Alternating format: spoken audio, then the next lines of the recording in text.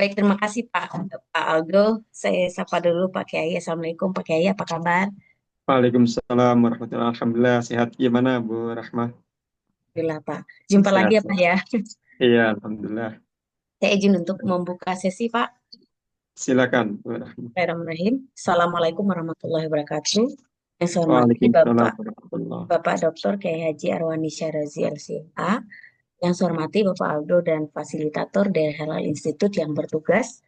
Yang saya hormati dan yang berbahagia Bapak Ibu peserta pelatihan UMK pelatihan penyelih halal untuk OMK reguler SPPG MBG batch ke-13.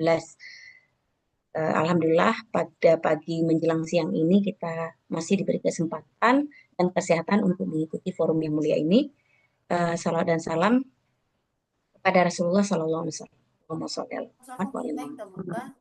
Bapak Ibu, perkenalkan saya Rahmayanti, fasilitator dan juga bertugas sebagai moderator untuk materi kedua kita pada siang hari ini, yaitu konsep halal haram menurut Al-Quran dan Sunnah dan juga fatwa-fatwa MUI yang nanti akan disampaikan oleh narasumber kita Bapak Dr. Kiai Haji Arwani Syarozi LCMA. Beliau adalah anggota Komisi Fatwa MUI Pusat. Beliau juga doktor bidang Maqasid Syariah dan juga beliau merupakan Dewan Pengasuh Pondok Pesantren As-Salafi Babakan Ciwaringin Cirebon. Nah, itu profil beliau. Dan untuk materi kita hari ini, yang kedua ini nanti akan disampaikan dengan kita bagi menjadi dua sesi ya Bapak Ibu. Nanti ada penyampaian materi terlebih dahulu oleh Bapak. Kemudian selanjutnya seperti biasa kita akan diskusi 30 menit terakhir. Nah, di sini Bapak Ibu bisa langsung ya bertanya bagaimana apa saja sih benda-benda atau hal-hal yang najis yang masuk ke dalam kategori benda-benda atau eh, najis begitu. Kemudian bagaimana tata cara pembersihannya. Kemudian perlu saya informasikan Pak Kiai bahwa pelatihan hari ini itu pesertanya berjumlah 89 orang, berasal Baik. dari dapur MBG seluruhnya Bapak. Oh, Alhamdulillah ya. Baik, untuk materinya Pak, apakah eh, apa Nah, di screen nanti dari saya Bapak atau saya saya? share dari saya. Oh Saya baik, coba dari saya dulu Bu Rahmah. baik Pak. Waktu dan tempat saya persilakan Pak. Baik, terima kasih. Assalamualaikum warahmatullahi wabarakatuh. Bismillah walhamdulillah wassalatu wassalamu ala Rasulillah Sayyidina Muhammadin bin Abdullah wa ala alihi wa ashabihi wa mawalah wala hawla wala quwata illa billah amma ba'd. Yang saya hormati Direktur Halal Institute beserta seluruh kepengurusan, yang saya hormati Pak Aldo sebagai MOT dan Ibu Rahmat sebagai fasilitator pada sesi kali ini, dan yang saya hormati Ibu Bapak para peserta pelatihan penyelia halal dari unsur SPPG MBG pada hari ini. Alhamdulillah kita dapat berjumpa melalui media Zoom meeting bertatap muka dalam rangka pembahasan satu tema yang tadi sudah disinggung, yaitu tentang konsep halal haram dan fatwa Majelis Ulama Indonesia terkait dengan makan, pangan, obat-obatan, kosmetik, dan jasad. Bapak Ibu para peserta yang saya hormati, insya Allah kita akan diskusi tentang tema ini kurang lebih 2 jam hingga pukul 12, dan saya akan mempresentasikan terlebih dahulu materi yang sudah saya share melalui media di sini, yang Ibu Bapak bisa membaca, menelaah bersama-sama, dan nanti di akhir sesi sekitar 30 menit terakhir kita akan diskusi tentang tema ini. Kita sebagai umat Islam eh, berkewajiban untuk menjalankan ajaran agamanya. Nah, di antara ajaran agama yang harus perhatikan dan diamalkan adalah terkait dengan mengkonsumsi sesuatu yang halal dan mengenakan sesuatu yang suci. Kaitan dengan hal ini, kita di Indonesia, alhamdulillah, sudah ada satu payung hukum untuk negara hadir memperhatikan isu halal, yaitu adanya Undang-Undang Nomor 33 Tahun 2014 dan direvisi dengan Undang-Undang Nomor 32 Tahun 2020. Ini merupakan satu terobosan yang luar biasa dalam rangka melindungi masyarakat Muslim agar tadi bisa mengkonsumsi sesuatu yang halal, kemudian menggunakan sesuatu yang suci. Terkait dengan undang-undang ini, kemudian lahir ada satu badan yang fokus menangani isu halal di Indonesia. Jadi garda terdepan, yaitu Badan Penyelenggara Jaminan Produk Halal (BPJPH), yang dalam menjalankan tugas fungsinya bersinergi dengan lembaga dan instansi lain yang terkait. Di antaranya adalah Komisi Fatwa Majelis Ulama Indonesia dan juga Badan Pengawas Obat dan Makanan atau BPOM. Nah, jadi kita alhamdulillah di Indonesia ini sudah betul-betul ada progres yang luar biasa terkait dengan isu halal. Lebih spesifiknya terkait dengan sertifikasi halal makanan, minuman, obat-obatan, kosmetik, jasa yang diedarkan di tengah masyarakat kita di Indonesia. Berbicara tentang halal haram, perlu kita kaitkan dengan maqasid syariah, tujuan syariat. Para ulama memformulasikan maqasid syariah ini ke dalam 5 hal. Yang pertama adalah hifdzuddin, melindungi agama. Yang kedua, hifdzun nafas, melindungi nyawa. Yang ketiga, hifdzul akal, melindungi akal. Yang keempat, hifdzul mal, melindungi harta. Dan yang kelima, hifdzun nasab, melindungi keturunan. Jadi agama, nyawa, akal, harta, dan keturunan, ini 5 hal yang harus betul-betul diperhatikan, dijaga.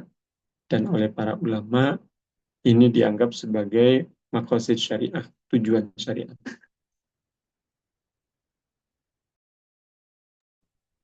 Kaitan dengan hifdzuddin, melindungi agama, artinya ketika seorang muslim memperhatikan aspek kehalalan dari apa yang ia konsumsi dan memperhatikan aspek kesucian dari apa yang ia kenakan, maka dia sedang memperhatikan, sedang menjaga ajaran agama yang dia yakin, yang dia anut, akidah yang dia yakini. Dan itu bagian dari hifdzuddin tadi, menjaga agama, menjaga akidah. Sebagaimana bagian dari menjaga akidah juga memahami apa-apa yang diharamkan, memahami masalah halal haram. Nah, ini juga bagian dari hifdzuddin yang kemudian nanti diamalkan. Hifdzun nafas yang kedua, tadi dari maqasid syariat, tujuan syariat adalah hifdzun nafas, melindungi nyawa. Jadi nyawa kita ini hanya satu, tidak ada dari kita siapapun yang memiliki nyawa cadangan. Jadi semuanya hanya satu, makanya harus betul-betul diperhatikan dan dijaga dari apapun yang mengancam nyawa kita. Nah, secara fikih, para ulama diantaranya menetapkan hukum haramnya sesuatu yang membahayakan, yang mengancam nyawa. Tanawulul madarat, mengkonsumsi sesuatu yang membahayakan, seperti racun. Secara fikih hukumnya haram. Nah, ini bagian dari hifdzun nafas, menjaga nyawa. Yang ketiga adalah hifdzul akal, menjaga akal. Akal ini satu keistimewaan bagi manusia. Lahir ke dunia sudah dibekali dengan akal, dan akal ini bisa berkembang dengan melalui pendidikan dan pengalaman, dan tentu dengan akal ini manusia menjadi beda dengan makhluk Allah yang lainnya. Manusia menjadi lebih sempurna, menjadi lebih istimewa dibanding makhluk Allah yang lainnya, dibanding dengan bebatuan, dengan pepohonan, dengan pegunungan, dengan lautan, dengan hewan, dengan apapun. Manusia ini menjadi lebih unggul karena tadi ada akal. Makanya perlu kita untuk memperhatikan agar akal kita ini berfungsi secara maksimal, tidak kemudian uh, ada hal-hal yang mengganggu, yang merusak fungsi akal kita. Makanya secara fikih para ulama mengharamkan al-muskirat, sesuatu yang memabukkan, baik benda cair maupun benda padat. Nah, itu hukumnya haram dikonsumsi. Benda cair ya, contohnya uh, banyak sekali ya minuman-minuman yang memabukkan dengan berbagai jenis dan mereknya.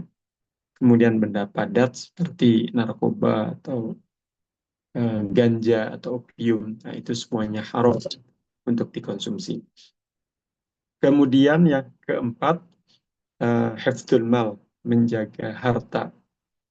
Jadi harta yang kita miliki, berapapun jumlahnya, berapapun nominalnya, sedikit atau banyak, harus kita jaga, dan ketika kita mentasarufkan, agar memperhatikan tidak sampai israf dan takdir, boros dan pelit. Jadi mentasarufkan harta itu harus pada titik yang tawasud, moderat, tidak israf, boros, atau takdir, pelit. Makanya ada istilah dalam fikih itu, kalau kita mentasarufkan harta itu ya berdasarkan kebutuhan, bukan berdasarkan keinginan.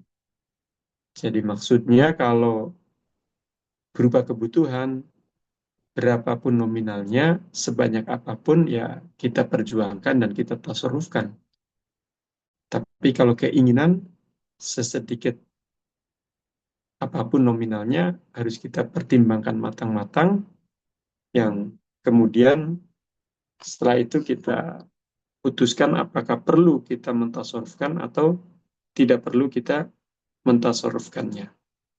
Nah, itu kaitan dengan uh, apa juga dengan hifdzul mal. Makanya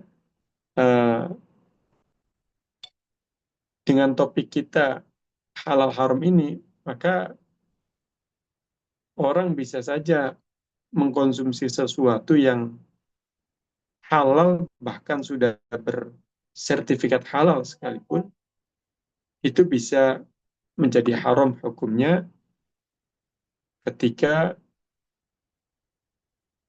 ada unsur israf, menghambur-hamburkan harta. Jadi kalau orang biasa makan siang hanya 1-2 porsi, tapi satu ketika dia makan siang sampai berpuluh-puluh porsi, atau 15-20 porsi sekaligus dalam satu waktu, nah ini bisa menjadi haram karena ada unsur israf, menghambur-hamburkan harta. Nah, ini terkait dengan hifdzul mal. Jadi harta kita ini harus betul-betul dijaga. Tadi mengkonsumsi melebihi apa yang dia butuhkan ya bisa saja menjadi haram jika itu ada unsur israf, menghambur-hamburkan harta. Kemudian kelima, yang kelima adalah hifdzun nasab, melindungi keturunan. Jadi yang harus memahami konsep halal haram, kemudian mengamalkan dalam kehidupan keseharian, itu bukan hanya diri kita saja, akan tetapi juga keluarga kita, istri, suami, anak, cucu, cicit kita, semuanya juga harus memahami dan mengamalkan konsep halal haram. Ya, ini uh, uh, harus betul-betul diperhatikan dan ditanamkan kepada keluarga kita.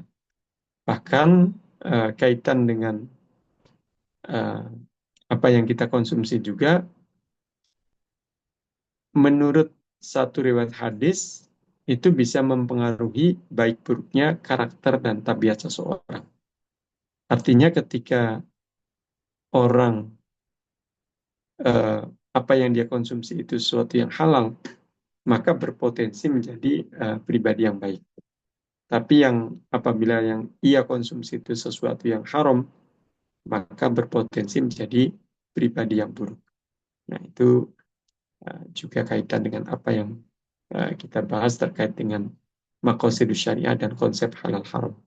Jadi tadi 5 hal, ada hifdzuddin, melindungi agama, hifdzun nafas, melindungi nyawa, hifdzul akal, melindungi akal, hifdzul mal, melindungi harta, dan hifdzun nasab, melindungi keturunan.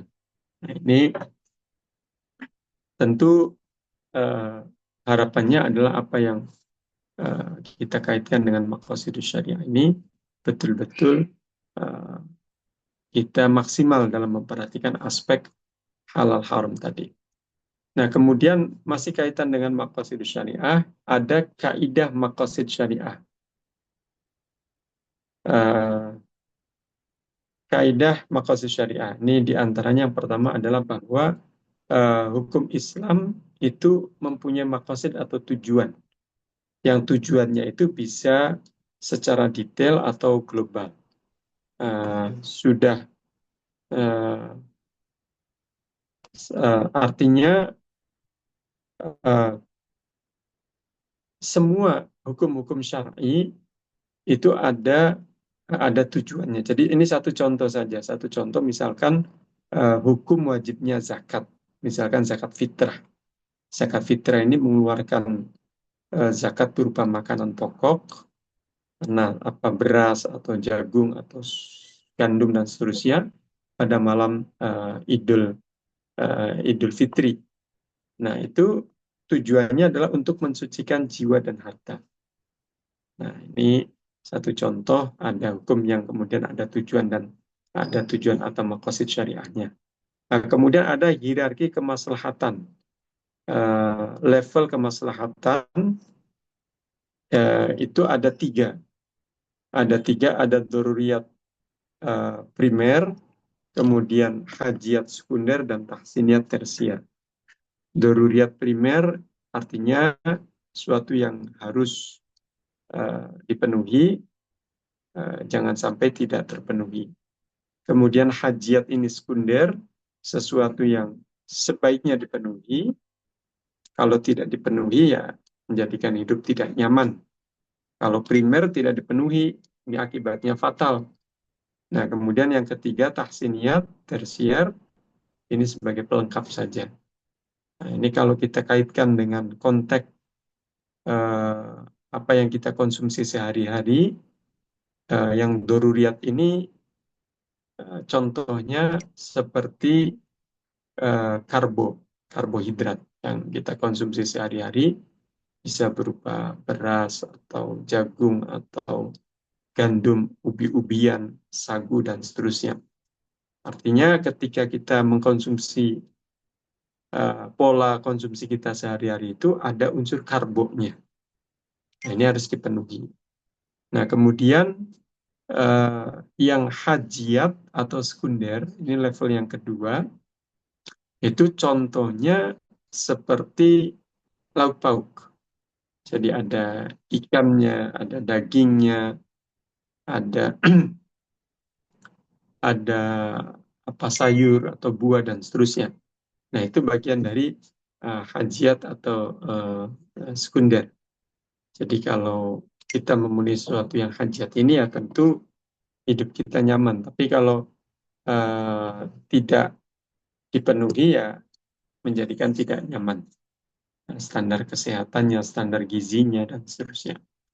Kemudian level yang ketiga adalah tahsiniyat atau tersier. Tadi hanya sebagai pelengkap saja. Jadi kalau dengan contoh apa yang kita konsumsi sehari-hari, yang tahsiniyat atau tersier ini seperti eh, apa saus kecap atau bawang goreng atau kerupuk. Nah itu bagian dari tahsiniyat atau tersier sebagai pelengkap. Artinya kalau ada dipenuhi maka eh, makannya akan semakin lahap, semakin lezat.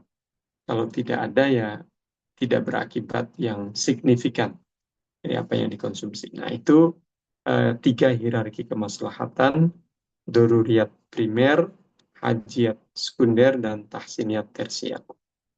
Masih kaitan dengan kaidah maqasid syariah juga ada konsep maslahat mafsadat. Artinya ada sesuatu yang bermanfaat atau maslahat, ada sesuatu yang berbahaya atau mafsadat yang dijadikan barometer oleh para ulama ketika melakukan istinbatul ahkam asyariyah, mengambil kesimpulan hukum fikih, termasuk ketika ingin menyampaikan fatwa, fatwa terkait hal apapun, termasuk fatwa produk halal. Nah, itu juga di antara yang dijadikan acuan oleh para ulama adalah aspek kemaslahatan dan kemafsadatan. Berikutnya ada hukum syar'i. Ini saya kira sudah sangat familiar. Ibu bapak sudah sangat memahami tentang hukum syar'i yang ada 5 macam. Ada wajib, sunnah, haram, makruh, dan mubah. Wajib ini harus dikerjakan, tidak boleh ditinggalkan. Contohnya puasa di bulan suci Ramadan, 1 bulan penuh, menahan lapar dahaga, tidak makan minum di waktu tertentu. Nah, ini harus dilakukan oleh setiap orang Muslim yang sudah baligh, berakal sehat. Jika ada orang Muslim yang akil baligh kemudian tidak melaksanakan puasa Ramadan dengan sengaja, sadar dan tidak ada uzur, maka secara syar'i hukumnya berdosa. Kemudian hukum sunnah. Sunnah ini hanya anjuran untuk mengerjakan. Jadi kalau wajib keharusan, kalau sunnah anjuran untuk mengerjakan.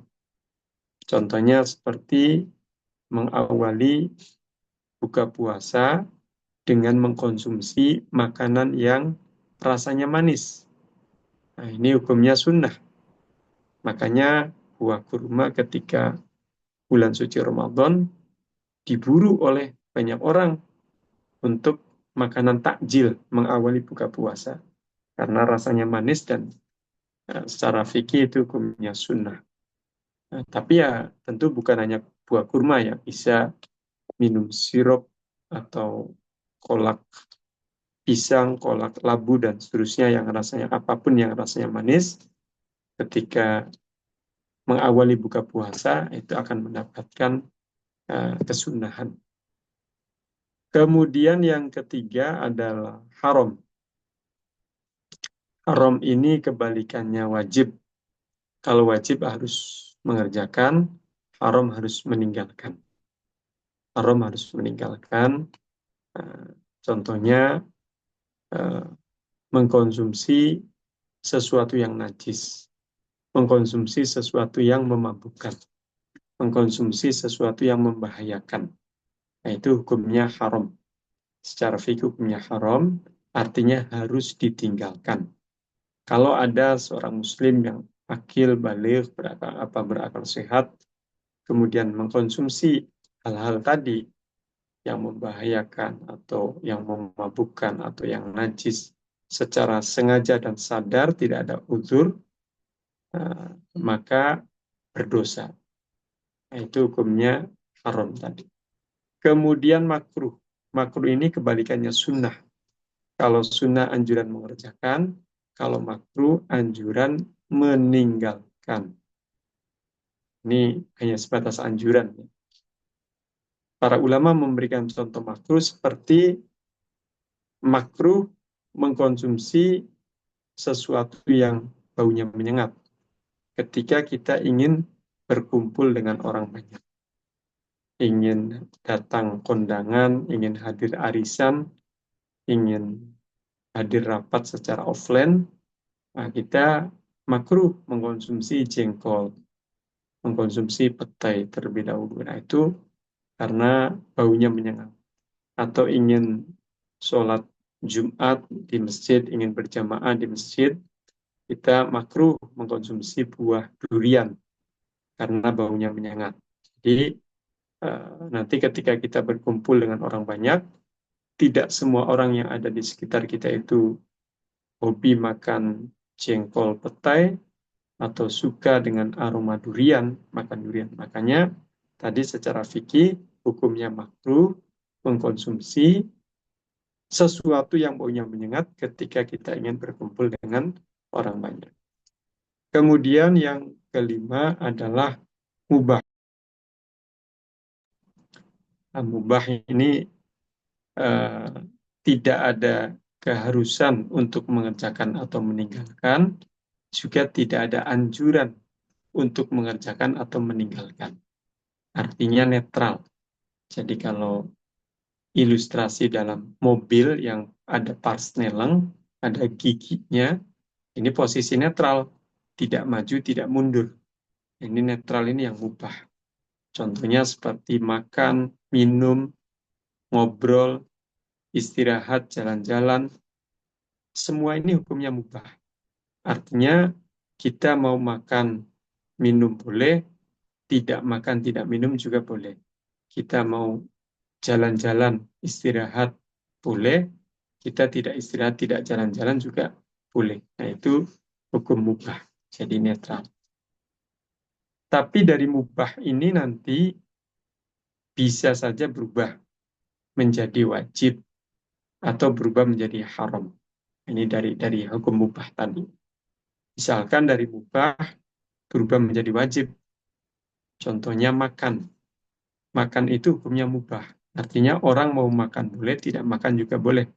Tapi ketika pada kondisi orang itu sakit dan kata dokternya divonis agar tidak boleh telat makan, harus makan tepat waktu, maka makan bagi orang tersebut hukumnya berubah menjadi wajib karena terkait dengan nyawanya. Dia harus menjaga hak hidupnya tadi. Atau dari mubah berubah menjadi haram juga bisa. Contohnya tadi orang makan itu ya boleh mau makan siang boleh, tidak makan siang juga boleh. Tapi ketika makan siangnya kemudian berlebihan sampai menimbulkan bahaya secara kesehatan misalkan. Nah, ini makannya menjadi haram. Nah, walaupun asalnya mubah, tapi dalam konteks contoh tadi menjadi haram hukumnya.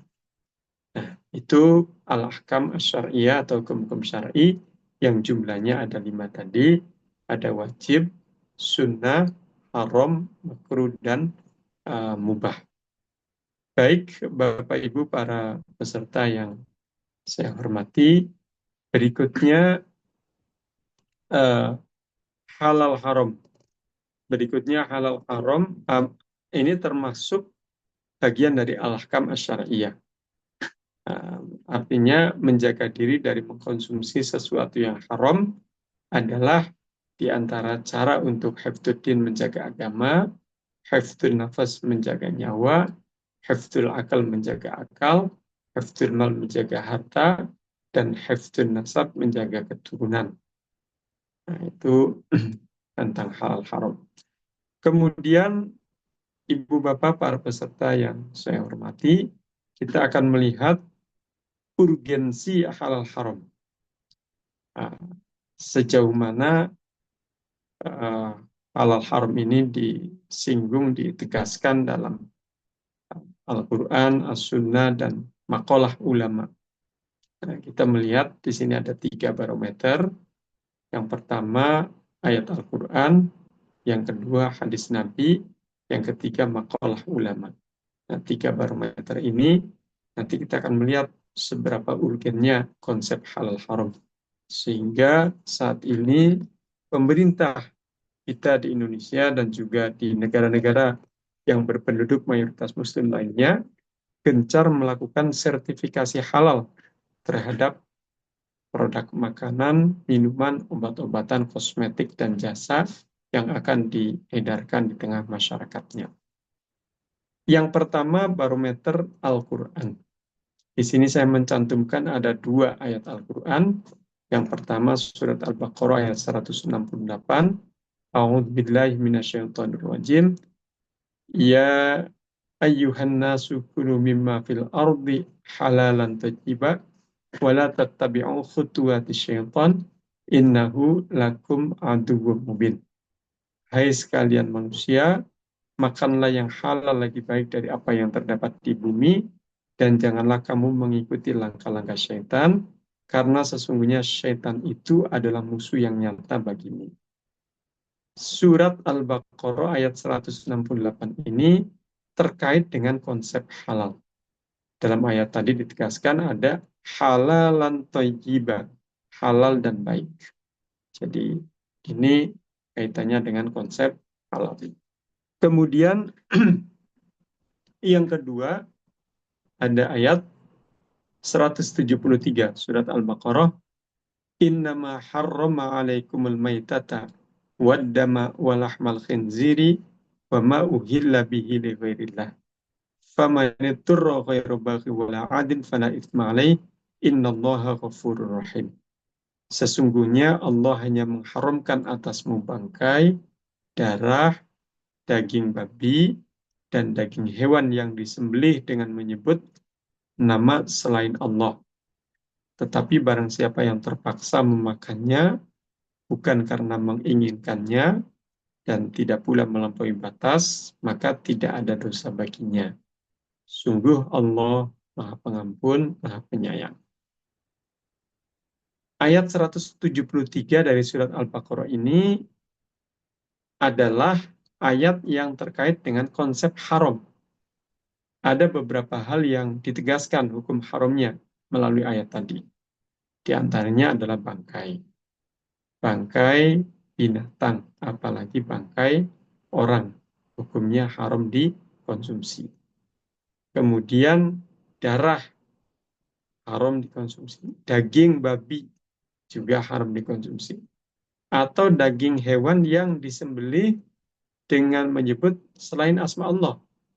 Ini artinya bahwa asalnya sih daging hewan ini halal dikonsumsi, tapi karena proses penyembelihannya itu tidak secara syar'i, maka hukumnya haram dikonsumsi.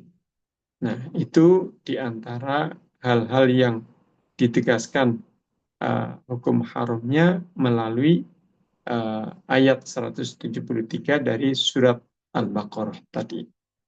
Nah, itu kaitan dengan konsep haram. Kalau yang pertama tadi terkait dengan konsep halal, nah yang kedua ini terkait dengan konsep haram. Baik, Bapak Ibu para peserta yang saya hormati, berikutnya barometer yang kedua adalah hadis Kanjeng Nabi Shallallahu Alaihi Wasallam. Nah, saya ada di sini saya cantumkan 2 hadis Nabi. Yang pertama hadis riwayat Imam Bukhari dan Imam Muslim. Innal halala bayyinun wa innal harama bayyinun wa bainahuma umurun mustabihatun la ya'lamuhunna katsirun minan nas. Famanittaqo asy-syubuhat faqad istabra'a li dinihi wa 'irdihi wa man waqa'a fis-syubuhat waqa'a fil haram. Sesungguhnya perkara yang halal itu telah jelas dan perkara yang haram juga telah jelas, dan di antara keduanya terdapat perkara-perkara yang samar tidak diketahui oleh mayoritas manusia. Barang siapa menjaga diri dari perkara-perkara samar tersebut, maka dia telah menjaga kesucian agama dan kehormatannya. Barang siapa terjatuh ke dalam perkara yang syubhat, maka dia telah terjatuh kepada perkara yang haram. Nah, hadis ini menjelaskan bahwa segala sesuatu itu harus jelas status halal haramnya. Dan perlu juga untuk berhati-hati, ada yang statusnya itu samar, abu-abu. Atau dalam bahasa Arabnya adalah syubhat. Nah, yang syubhat ini menjadi domain para ulama untuk menentukan hukumnya. Nah, orang awam ini harus ekstra hati-hati. Para ulama pun sangat berhati-hati dengan sesuatu yang syubhat tadi. Jadi, kalau yang halal jelas, yang haram juga jelas. Nah, kemudian hadis riwayat Imam Bukhari ini juga, Bapak Ibu para peserta yang saya hormati, menjadi inspirasi utama dari program sertifikasi halal produk pangan, pangan, obat-obatan, kosmetik dan jasa. Jadi ini inspirasi utama itu ada pada hadis innal halala bayyinun wa innal harama bayyinun. Yang halal jelas, yang haram jelas. Maksudnya gimana? Jadi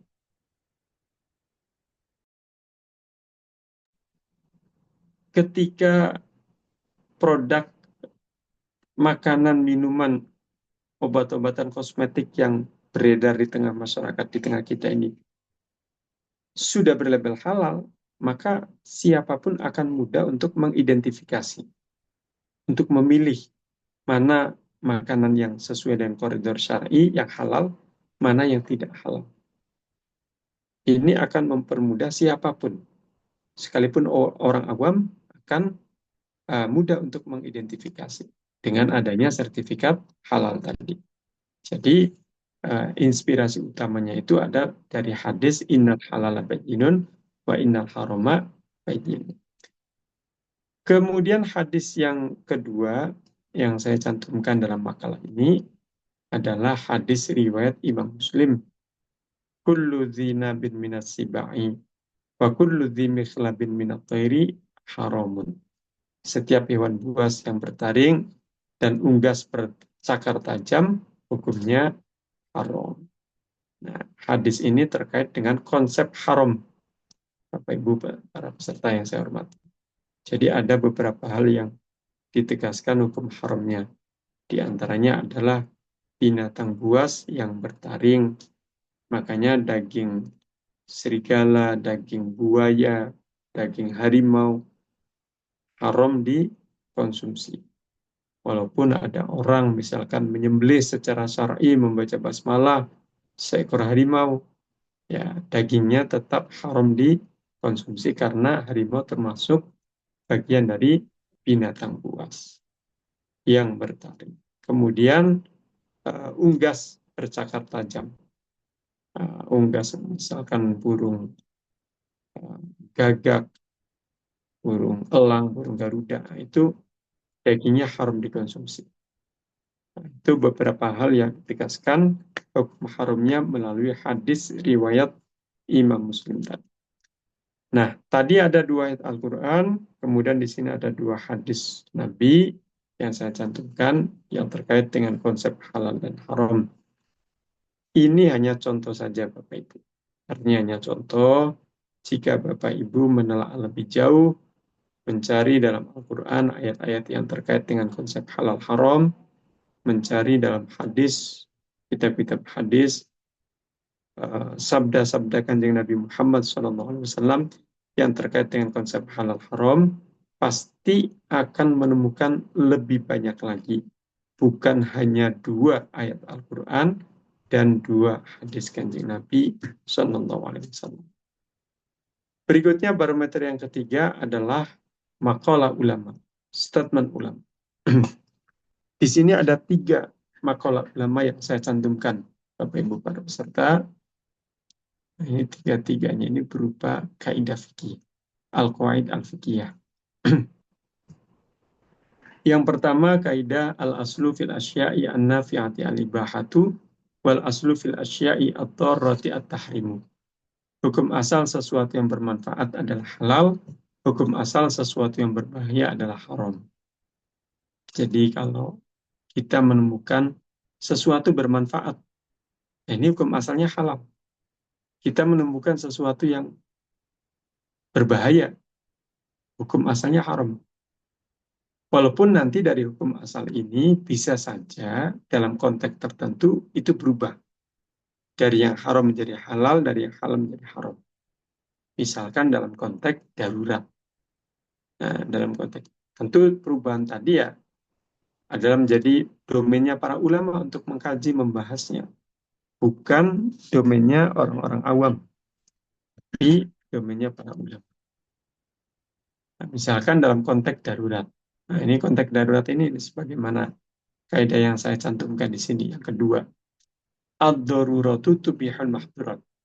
Keadaan darurat membolehkan kita mengkonsumsi atau melakukan sesuatu yang dilarang. Nah, ini konteks darurat. Tapi konteks darurat tentu bukan konteks normal. Ketika melakukan atau mengkonsumsi sesuatu yang dilarang dalam keadaan darurat, ya harus disesuaikan dengan tingkat kedaruratannya. Tidak boleh melebihi dari kebutuhan darurat tadi.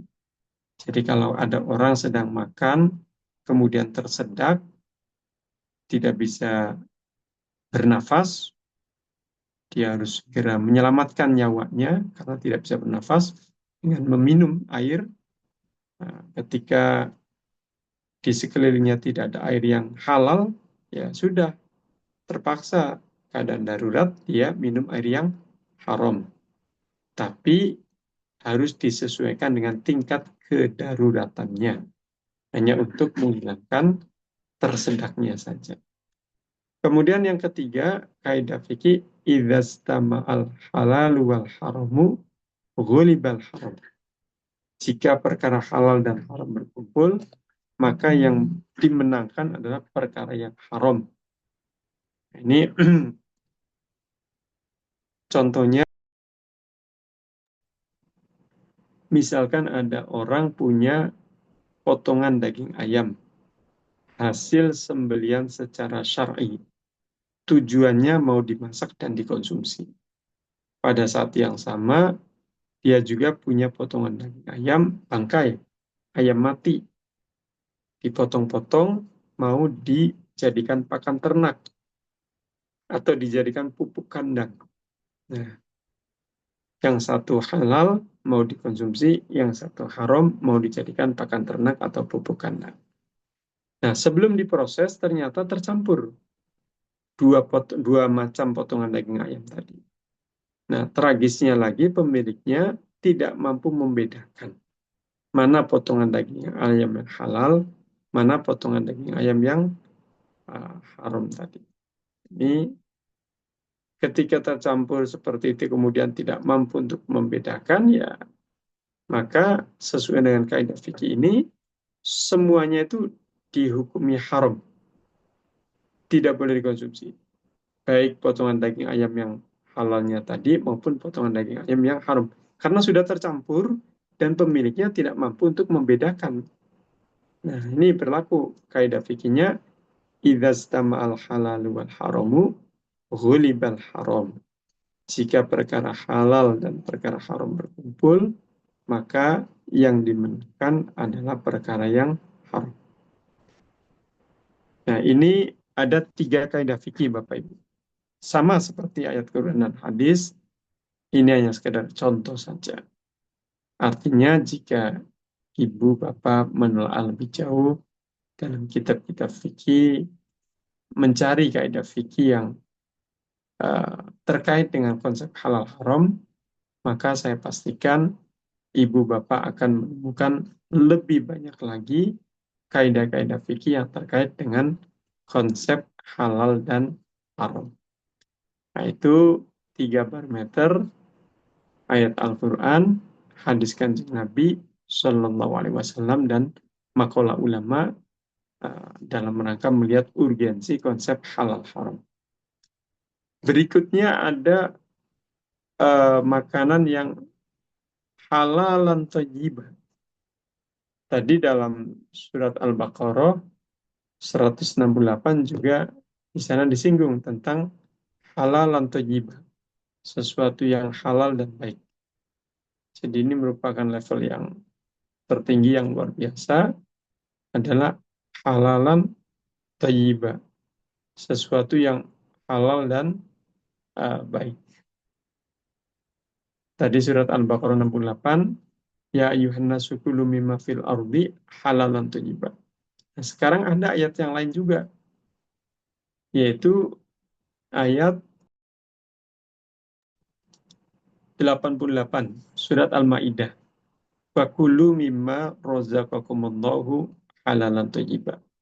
Wattaqullaha alladzi antum bihi mu'minun.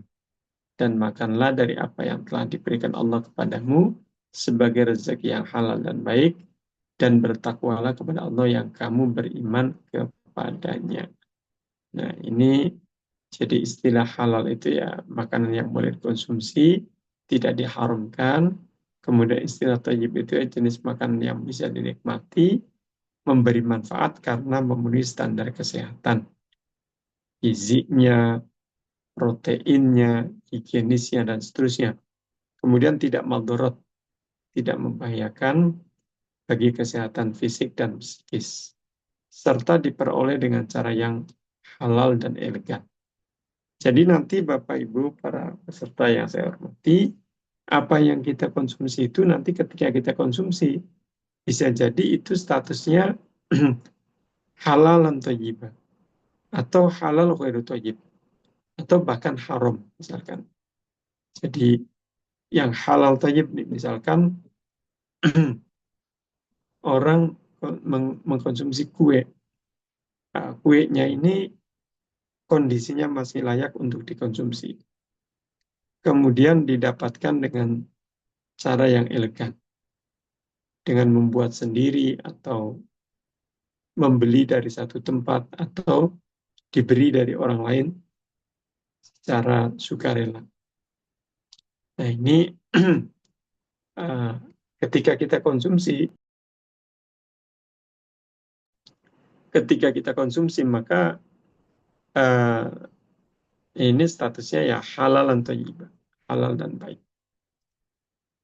Nah, contoh yang halal tapi tidak baik atau halal ghairu thayyib. Orang makan kue kondisinya sudah agak basi. Kemudian dia maksa untuk tetap mengkonsumsi. Nah, ini bisa jadi halal ghairu thayyib, halal tapi tidak baik. Akhirnya setelah makan itu ya perutnya agak mual, kepalanya agak pening, dan seterusnya. Nah, ini ada efek negatifnya tadi. Atau misalkan ada orang makan kue, kondisinya masih bagus, layak dikonsumsi. Tapi cara mendapatkannya itu tidak elegan. Ini bukan mencuri ya, kalau mencuri kan haram, jelas ya. Ini mendapatkannya tidak elegan. Misalkan dia dapat minta dari teman atau keluarganya secara paksa. Jadi mintanya itu secara paksa. Ya, tentu eh, orang yang memilikinya itu akhirnya memberikannya itu tidak setulus hati. Tapi ya dengan terpaksa. Nah, ngosok istilahnya seperti itu. Nah, kalau seperti ini ketika dia konsumsi ya dia mengkonsumsi sesuatu yang halal ghairu thayyib. Halal tapi tidak baik. Itu terkait dengan halal dan thayyib. Kemudian di sini ada sebab keharaman sesuatu. Ada 6 hal Bapak Ibu para peserta yang saya cantumkan di sini terkait dengan sebab keharaman sesuatu. Ada an-najis, awil mutanajis, najis atau terkena najis. Yang najis seperti darah, nanah, itu hukumnya najis dikonsumsi. Kemudian yang mutanajis ini terkena najis. Jadi asalnya sesuatu itu suci atau halal, tapi kemudian terkena najis. Nah,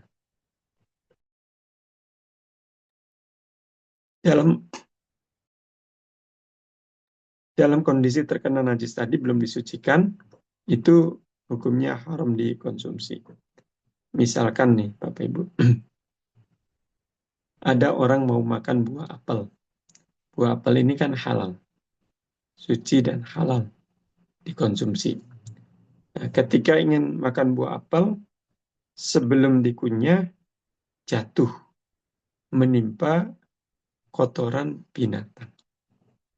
Nah, dalam keadaan buah apel tadi terkena kotoran binatang, belum disucikan, maka hukumnya haram dikonsumsi.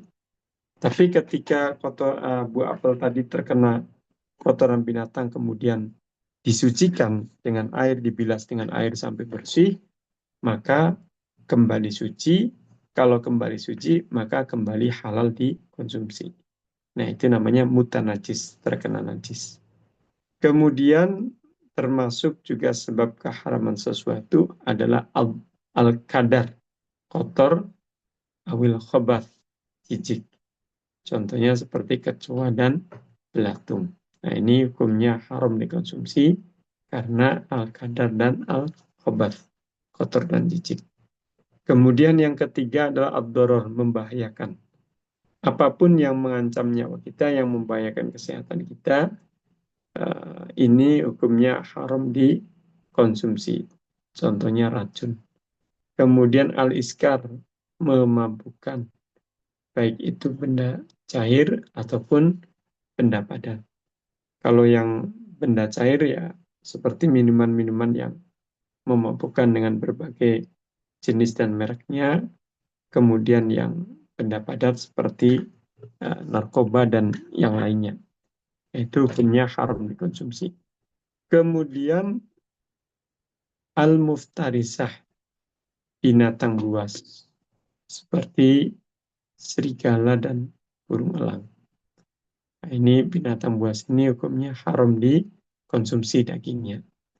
Jadi eh, kalau ada orang misalkan menyembelih seekor burung gagak atau burung elang, ya ini haram dikonsumsi dagingnya, walaupun disembelih secara syar'i misalkan. Kemudian yang keenam yang saya cantumkan di sini adalah al-barmaiyah, binatang amfibi seperti katak dan sesilia. Nah, ini dagingnya haram dikonsumsi. Tapi nanti untuk menentukan seekor binatang itu kategori amfibi atau bukan, yang mempunyai kewenangan adalah pakar binatang, bukan pakar fikih. Jadi kalau kata pakar binatang, binatang A, binatang B bukan termasuk amfibi, walaupun kelihatan sekilas keluar masuk darat dan air. Ya, maka secara hukum fikih pun tidak serta-merta diterapkan hukum binatang amfibi. Jadi nanti kalau secara fikih tinggal mengikuti apa yang ditetapkan oleh pakar binatang terkait dengan amfibi ini. Nah, itu tadi ada 6 yang menjadi sebab keharaman sesuatu: an-najis awil mutanajis, al-kadar wal khabath, al-doror, al-iskar, al-muftarisah, dan al-barmaiyah. Nah, itu sebab-sebab keharaman sesuatu. Bapak Ibu para peserta yang saya hormati, berikutnya ada istilah suci najis. Nah, ini perlu juga kita bahas walaupun sekilas dalam pertemuan kali ini. Pembahasan tentang halal haram. Karena suci najis ini sangat erat terkait dengan konsep halal haram. Suci adalah keadaan tidak terkena najis dan atau tidak sedang berhadas, baik hadas kecil maupun hadas besar. Nah, hadas ini kan nanti kalau yang kecil ya disucikan dengan berwudu, kalau hadas besar disucikan dengan mandi junub. Nah, ini tentu tidak terkait secara langsung dengan pembahasan konsep halal haram. Nah, tapi najis, nah ini kan suci najis. Najis ini adalah sesuatu yang kotor, yang mencegah keabsahan ibadah dan kehalalan sesuatu. Jadi yang najis ini ya sangat erat terkait dengan pembahasan Al-Haram ini. Jadi para ulama membagi macam najis ini ke dalam 3 macam. Yang pertama adalah najis mukhaffafah ringan, yang kedua najis mutawassithah sedang, dan yang ketiga najis mukhalladhah berat. Ada yang ringan, sedang, dan berat. Nah, yang mukhaffafah ringan adalah air kencing bayi laki-laki yang belum genap usia 2 tahun hanya mengkonsumsi air susu ibunya saja. Nah, ini hukumnya adalah najis mukhaffafah, najis ringan. Nah, cara mensucikannya, jika ada satu objek terkena najis mukhaffafah, misalkan lantai rumah kita, atau misalkan sajadah atau pakaian, terkena najis mukhaffafah. Nah, itu cara mensucikannya itu cukup dengan menciprati air, tidak perlu menyiramkan air. Nah, tapi tentu setelah menghilangkan ainun najasahnya dulu. Misalkan ada air seni bayi laki-laki yang belum genap usia 2 tahun hanya mengkonsumsi air susu ibunya saja, misalkan mengenai lantai rumah kita.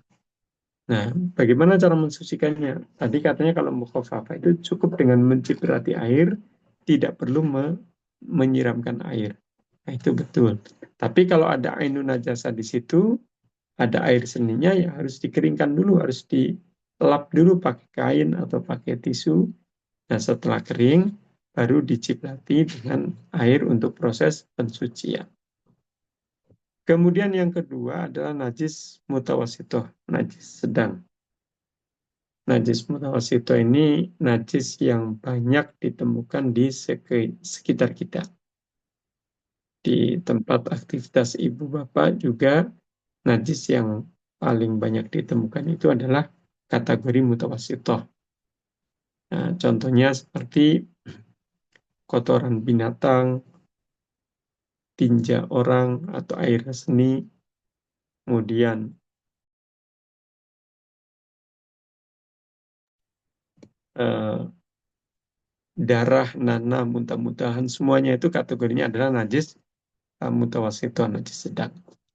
Nah, cara mensucikan satu objek yang terkena najis mutawassithah adalah dengan menyiramkan air sampai bersih. Jika ada ainun najasa, ada bentuk najisnya, maka harus dihilangkan, harus sampai bersih. Entah itu warna, atau bau, atau rasa dari najis, itu harus dihilangkan. Nah, artinya cukup dengan menyiramkan air sampai bersih. Nah, kemudian yang ketiga adalah najis mughalladhah, najis berat adalah najis yang berasal dari unsur anjing dan babi. Bisa air liurnya, kotorannya, dagingnya, bahkan bersentuhan antara kita dengan anjing atau babi dalam keadaan basah, kitanya yang basah atau anjing babinya yang basah atau dua-duanya yang basah, nah itu dapat terkontaminasi oleh najis mughalladhah, najis berat. Nah, sesuai dengan namanya mughalladhah berat, maka cara mensucikannya pun itu lebih berat jika dibandingkan dengan cara mensucikan satu objek yang terkena najis mutawassithah sedang atau najis mukhaffafah ringan. Nah, yang mughalladhah ini cara mensucikan satu objek yang terkena najis mughalladhah yaitu dengan 7 kali siraman. Salah satunya dicampur dengan debu. Siraman pertama atau siraman ke-7 atau siraman ke-5 atau siraman ke-berapapun. Pokoknya salah satunya dicampur dengan debu. Nah, ini untuk menghilangkan najis mughalladhah, 7 kali siraman tadi. Bapak Ibu para peserta yang saya hormati, tadi 3 macam najis, ada mukhaffafah ringan, mutawassithah sedang, dan mughalladhah berat. Sekarang ada istilah najis ma'fun anhu, najis yang ditolerir, dimaafkan. Nah, ini ada istilah tadi. Maksudnya apa? Ya, maksudnya najis tapi tidak perlu disucikan. Dilanjut apa yang sedang dilakukan, tidak perlu lagi mensucikan najis yang mengenai tubuhnya atau pakaiannya. Nah, ini misalkan jadi para ulama memberikan contoh najis yang ma'fun anhu, yang dimaafkan itu bangkai binatang yang ketika masih hidup kemudian dilukai itu tidak mengeluarkan darah yang ketika dilukai tidak mengeluarkan darah yang mengalir. Maka bangkai binatang yang seperti ini itu hukumnya najis tapi ma'fun anhu, dimaafkan. Jadi makanya kalau ada orang mau minum secangkir kopi atau teh atau coklat, kemudian pas mau diminum ternyata di dalamnya ada bangkai lalat. Nah, ini eh, ketika ada bangkai lalat, ini hukumnya secara fikih najis. Tapi kata para ulama, najisnya itu ma'fun anhu, dimaafkan. Sudah nggak apa-apa. Eh, Kopinya, tehnya masih halal diminum. Bangkai lalatnya dihilangkan, dibuang. Nah, kurang lebih eh, seperti itu. Kemudian contoh lain misalkan mungkin fenomena yang juga terjadi di sekitar eh, aktivitas Bapak Ibu, di sekitar tempat tinggal Bapak Ibu. Ada orang jualan kue-kuean makanan, posisinya itu berdekatan dengan titik-titik yang najis. Misalkan selokan atau tempat sampah dan lain sebagainya. Nah, kemudian orang-orang melihat secara kasat mata banyak sekali lalat berterbangan dari selokan terbang hingga ke kue-kuean makanan tadi. Artinya kasat mata. Ya. Nah, ini bagaimana ini? Dia baru saja terbang dari selokan yang najis kemudian hinggap di gorengan atau di kue-kuean. Nah, secara fikih kata para ulama ini ma'fun anhu, dimaafkan. Karena ma'fun anhu dimaafkan karena apa? Karena eh, sulit, ada umumul balwa. Jadi umumul balwa ini sulit untuk dihindari. Kan nggak mungkin pedagangnya bikin pengumuman larangan lalat dilarang hinggap di gorengan atau kue-kuean misalkan. Nah, itu kan nggak mungkin. Makanya ketika terjadi fenomena yang seperti tadi, kata para ulama, secara fikih ini ya tetap halal, boleh dikonsumsi kue-kuean, goreng-gorengannya, walaupun tadi dihinggapi oleh lalat yang berterbangan dari selokan, dari tempat-tempat sampah tadi. Nah, ini contoh najis yang ma'fun anhu, yang dimaafkan. Artinya najis tapi dimaafkan, tidak perlu eh, disucikan lagi. Baik, Bapak Ibu para peserta yang saya hormati, kemudian ada relasi antara suci najis dengan halal haram. Nah, ini relasinya sini saya cantumkan ada 3. Yang pertama, sesuatu yang halal dikonsumsi bisa menjadi haram jika mutanajis, terkena najis. Ah, jadi ada yang halal, tapi ketika terkena najis ya haram dikonsumsi. Tadi contohnya buah apel itu kan halal. Mau dimakan jatuh menimpa kotoran binatang. Dalam keadaan buah apel ini terkena kotoran binatang, belum disucikan, belum dibilas dengan air sampai bersih, maka hukumnya haram dikonsumsi. Tapi jika buah apel yang terkena kotoran binatang tadi kemudian dibilas dengan air sampai bersih, maka kembali suci dan kembali halal dikonsumsi. Kemudian yang kedua, relasi suci najis dengan halal haram, sesuatu yang suci tidak otomatis halal dikonsumsi. Ada banyak, misalkan suatu ini suci, tapi tetap haram dikonsumsi. Contohnya misalkan daun ganja, daun kecubung atau opium. Nah ini suci. Artinya suci ini kalau ada orang sholat kemudian di saku bajunya itu ada daun ganja misalkan. Ya sholatnya sah, nggak masalah. Tapi kalau dikonsumsi atau digunakan ya itu haram. Karena ada unsur iskar, memabukkan. Nah, tadi. Kemudian relasi yang ketiga adalah bahwa halal haram identik dengan konsumsi, kemudian suci najis identik dengan penggunaan. Nah, identiknya seperti itu. Jadi kalau kalau ada orang tanya ini makanan ini halal atau haram? Ini makanan halal haram haram. Minuman ini halal atau haram? Nah, kurang lebih seperti itu. Tapi kalau yang digunakan baju ini suci atau najis? Piring ini suci atau najis mau saya gunakan. Nah, ini istilah itu suci dan najis.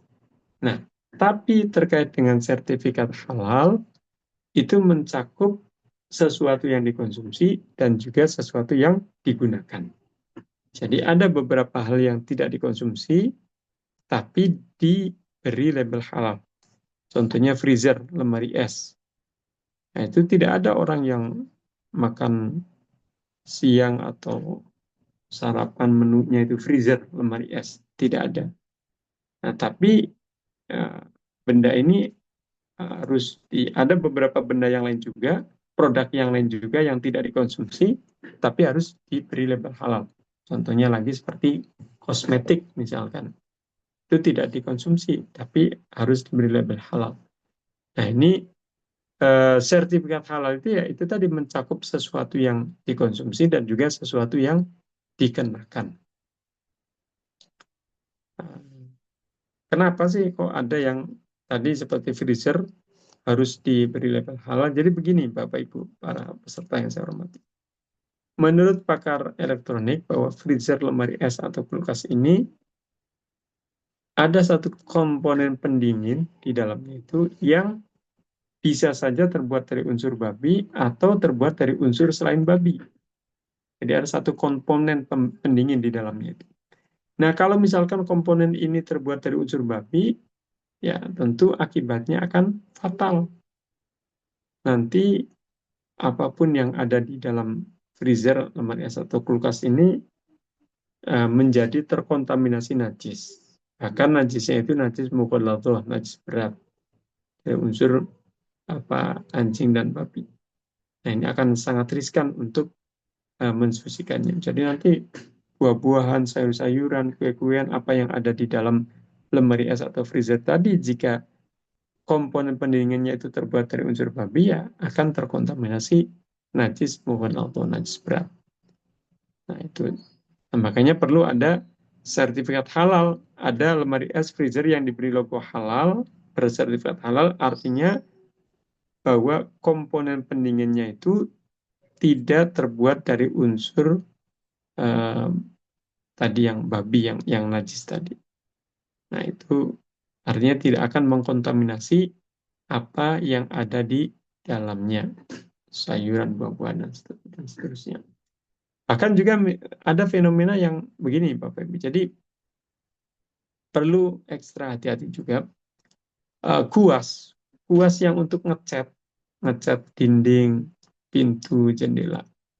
Nah, itu bulunya itu kan bisa terbuat dari unsur anjing babi dan juga bisa terbuat dari selain unsur anjing babi.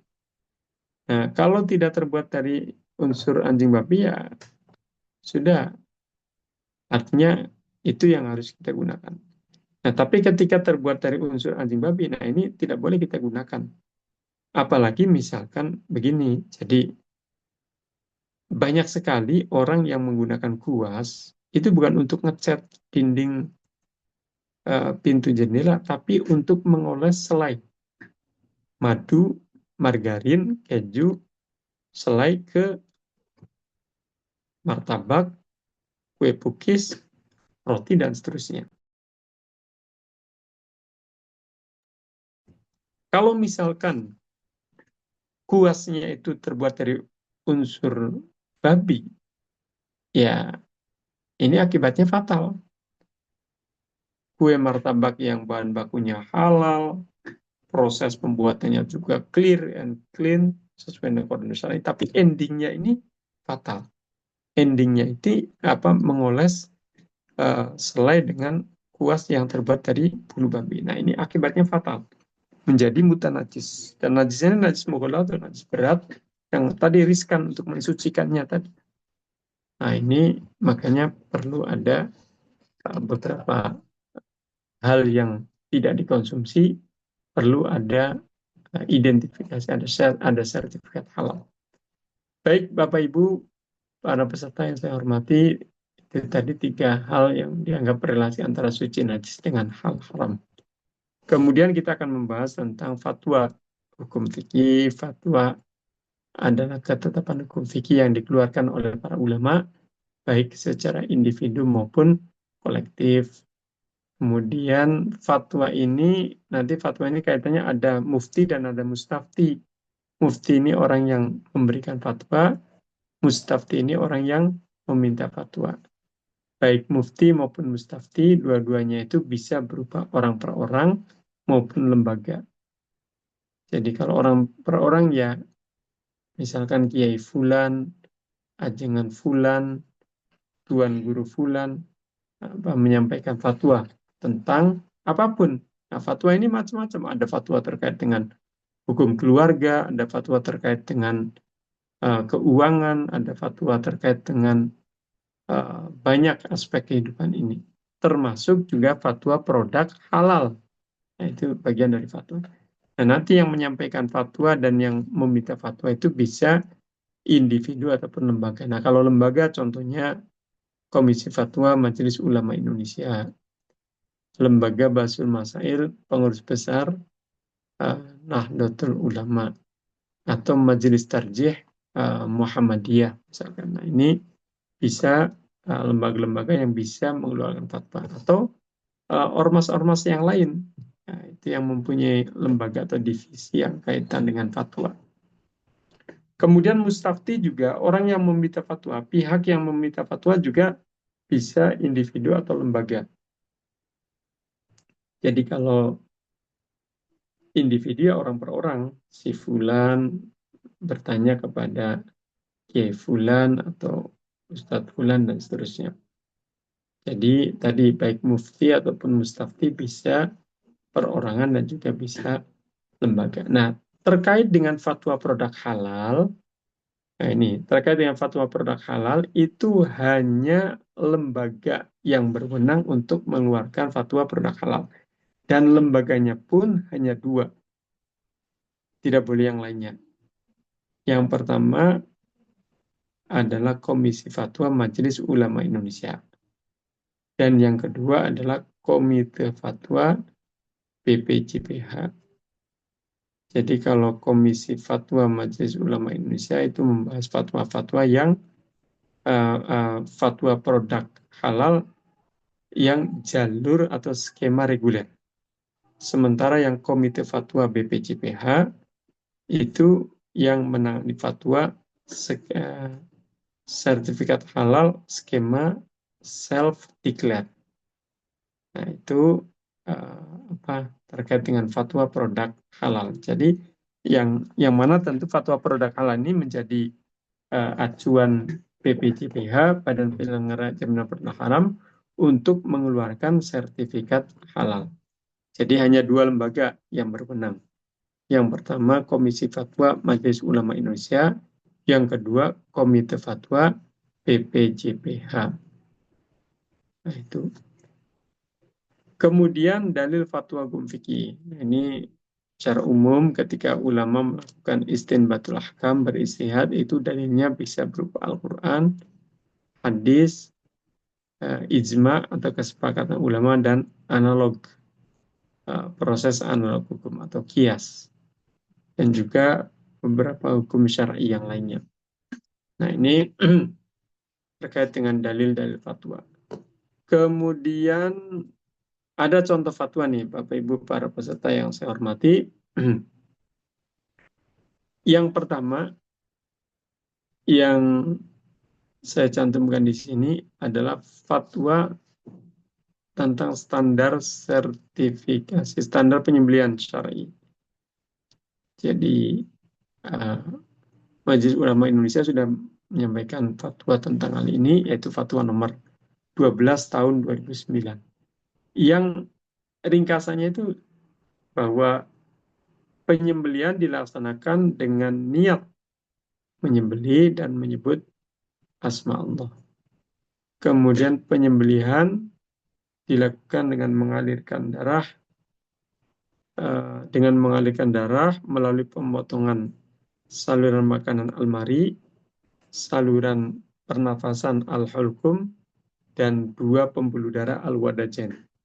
Di almari, saluran makanan al-hulqum, saluran pernapasan, dan al-wadajen, dua pembuluh darah yang ada di leher binatang, itu harus terpotong ketika melakukan proses penyembelihan secara syar'i.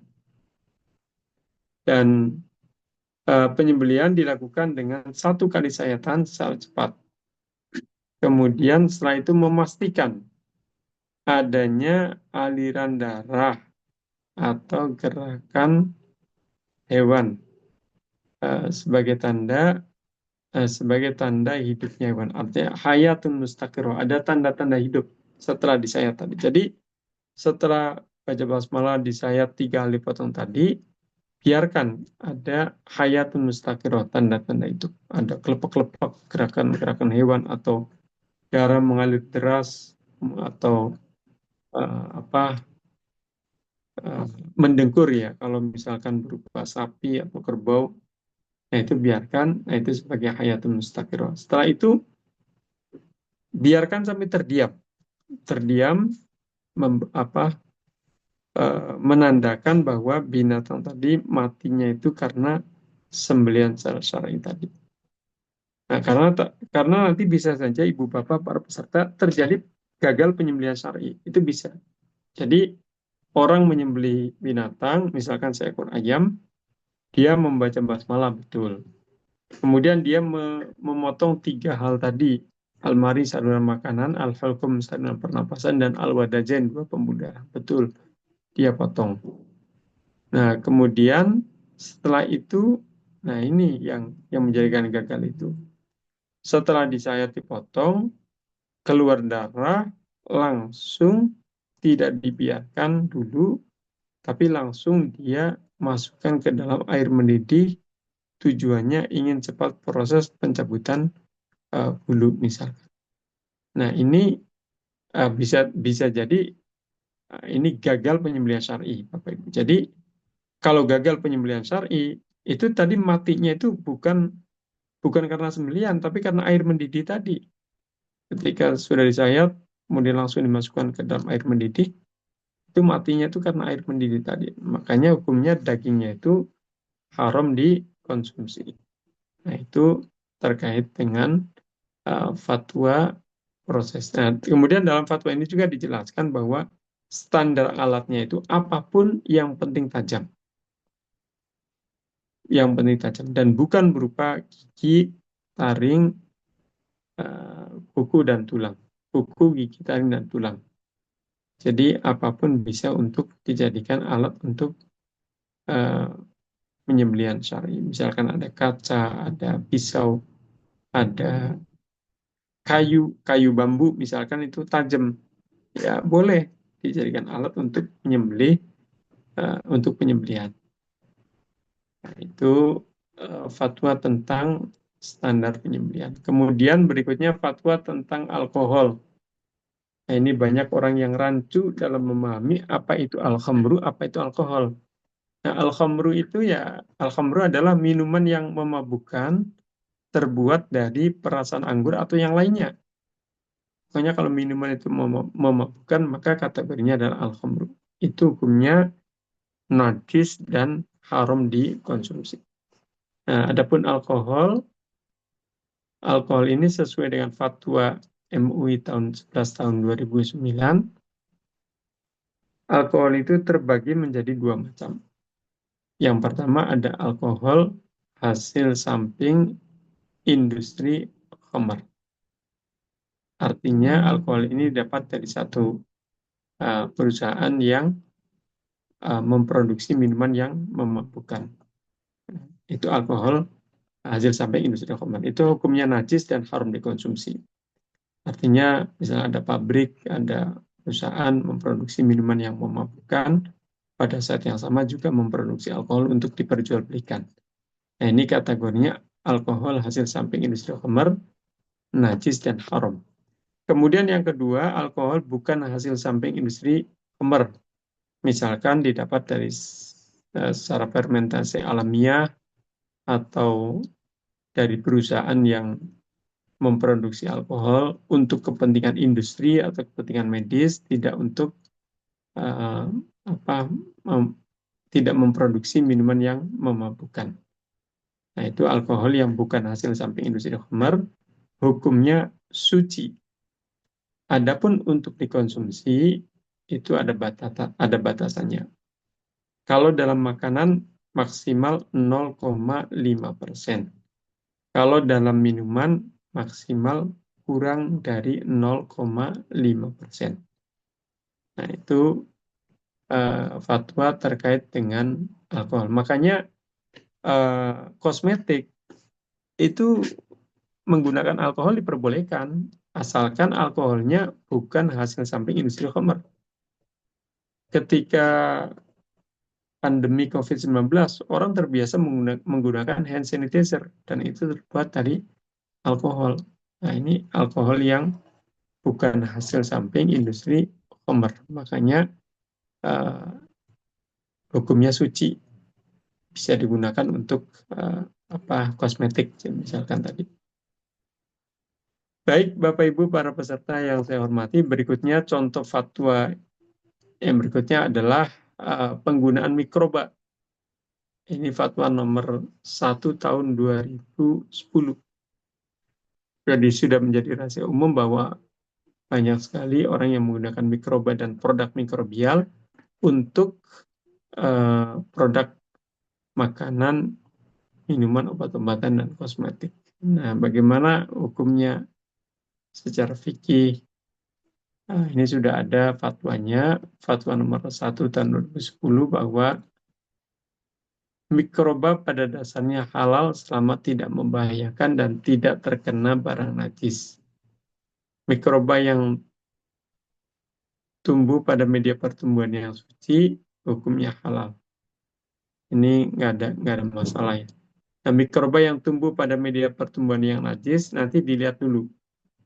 Kalau antara mikroba dengan media yang najis tadi bisa dipisahkan, kemudian mikrobanya bisa disucikan dengan disiram air, maka setelah proses pensucian tadi, mikroba hukumnya halal digunakan di konsumsi. Nah, kemudian mikroba yang tumbuh pada media pertumbuhan yang najis dan tidak bisa dipisahkan dengan media pertumbuhannya, ya otomatis ini haram dikonsumsi karena najis. Kemudian mikroba yang tumbuh pada media pertumbuhan dari unsur anjing babi, ini hukumnya haram dikonsumsi, haram dimanfaatkan.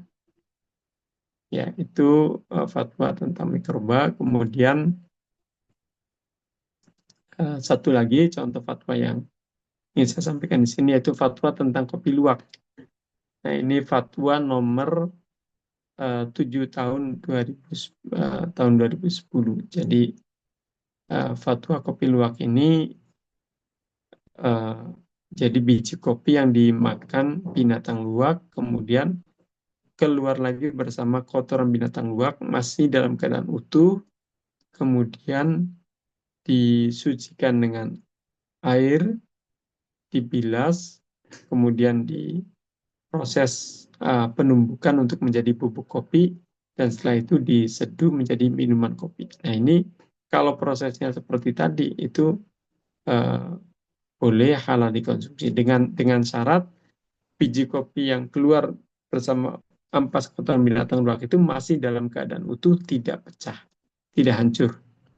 Itu maka bisa diproses seperti tadi, disucikan dan menjadi bubuk kopi dan dihidangkan menjadi minuman kopi. Baik Bapak Ibu para peserta, itu sebagai prolog presentasi untuk diskusi kita pada kali ini. Kita masih ada waktu kurang lebih 30 menit ke depan, bisa untuk kita jadikan diskusi tema yang kita bahas pada kesempatan ini. Baik, waktu saya kembalikan kepada Ibu Rahmat sebagai fasilitator pada sesi kali ini. Terima kasih Pak Kiai untuk materinya, penyampaian materinya. Berikutnya Bapak Ibu kita masuk ke dalam sesi diskusi ya. Sebelumnya Bapak Ibu yang belum absen, saya persilahkan untuk absen terlebih dahulu. Ya, tadi Bapak Ibu dari Pak Kiai Arwani Seruzi sudah menyampaikan materi terkait konsep halal haram, apa saja yang dimaksud dengan benda-benda najis dan juga yang haram, kemudian bagaimana cara eh, untuk pensucian ya, pensucian dari najis dan ada beberapa tadi ya najis, cara pensucian najis. Untuk Bapak Ibu yang ingin berdiskusi langsung silahkan. Ya, Ibu Nadia Tuls langsung saja Ibu, open mic ya. Nadia Tuls silakan.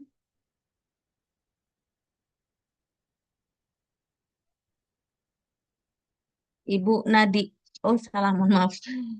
Assalamualaikum Iya, Ustadz. Ibu Nadia Sebelumnya Tuls. saya mau bertanya.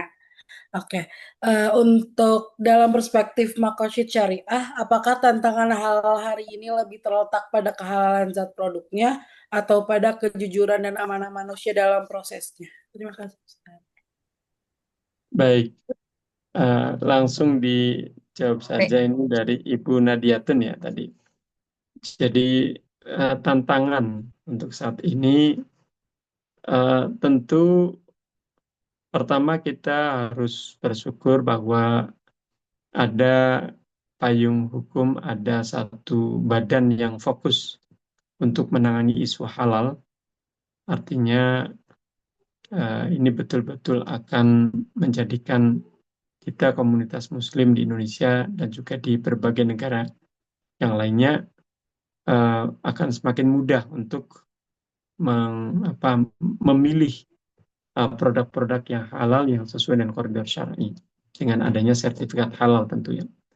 Nah sekarang tantangannya ya tentu pertama saya kira dari dua aspek tadi juga sama, artinya bahan baku, bahan penolong, bahan tambahan yang dijadikan bahan untuk produk makanan, minuman, atau kosmetik, obat-obatan, dan seterusnya itu juga harus betul-betul dipilih sesuai dengan koridor syar'i, artinya yang halal dan yang suci. Dan tentu banyak sekali ada bahan tambahan atau bahan pelengkap yang merupakan produk dari pihak ketiga. Nah, ini juga harus betul-betul selektif. Misalkan di dapur MBG, SPPG Bapak Ibu, ketika menggunakan bahan baku atau menggunakan bahan tambahan dan yang lainnya, terutama dari pihak ketiga, nah ini harus clear dulu status halalnya seperti apa. Apakah sudah bersertifikat halal atau belum. Nah, di samping itu juga betul ada tantangan terkait dari kejujuran uh, personalnya. Jadi orang-orang yang di situ terlibat di dalam pengawasan, di dalam proses untuk uh, sertifikat halal. Artinya jangan sampai nanti ada produk yang sejatinya mengandung unsur najis atau haram, tapi kemudian diloloskan mendapatkan sertifikat halal. Karena kalau sudah berlabel logo halal, kalau sudah ada logo halal, ya artinya sudah melalui tahapan yang panjang ya, yang sangat teliti. Nah, ada fase untuk fatwa produk halal, dari Komisi Fatwa MUI atau Komite Fatwa BPJPH dan seterusnya. Jadi betul-betul kejujuran orang-orang yang terlibat di dalamnya juga, yang mengawalnya juga harus betul-betul dikedepankan. Dan ini saya kira dua-duanya itu tantangannya itu ya sangat sangat berpotensi ada dan sangat besar, baik dari bahan bakunya, bahan-bahan pelengkap dan seterusnya, dan juga dari orang-orang yang terlibat dalam proses untuk sertifikat halalnya juga. Ya, itu jawabannya Bu Nadiatun. Baik, terima kasih Pak Kiai. Ya, Berikutnya sama-sama. ada Bapak Berli Jusantara, silakan Pak. Izin Ibu, Assalamualaikum warahmatullahi wabarakatuh. Alhamdulillah. Salam. Terima kasih atas kesempatannya. Di sini Pak, saya izin mau bertanya. Beberapa bulan yang lalu itu pernah gempar di dapur MBG, saya lupa di daerahnya di mana, itu dia ada keracunan makanan terkait konsumsi lauk hewani, di mana di dapur tersebut itu menunya kalau tidak salah itu ikan hiu. Nah, yang ingin saya tanyakan di dalam hukum Islam, ikan hiu itu termasuk makanan halal atau haram begitu, Bapak? Mungkin itu saja pertanyaan saya. Terima kasih. Wassalamualaikum warahmatullahi wabarakatuh. Waalaikumsalam warahmatullahi wabarakatuh. Iya, jadi eh, apa yang ada di air, yang di laut, itu dalam penegasan hadis Nabi SAW halal dikonsumsi. Termasuk dengan berbagai macam jenis ikan yang ada di air, yang ada di laut. Selama itu tidak membahayakan tentunya. Jadi kalau membahayakan, nanti kategorinya adalah al-madharat, dan itu haram dikonsumsi. Tapi selama tidak membahayakan, maka apa yang ada di laut itu hukumnya halal dikonsumsi, termasuk ikan hiu ya.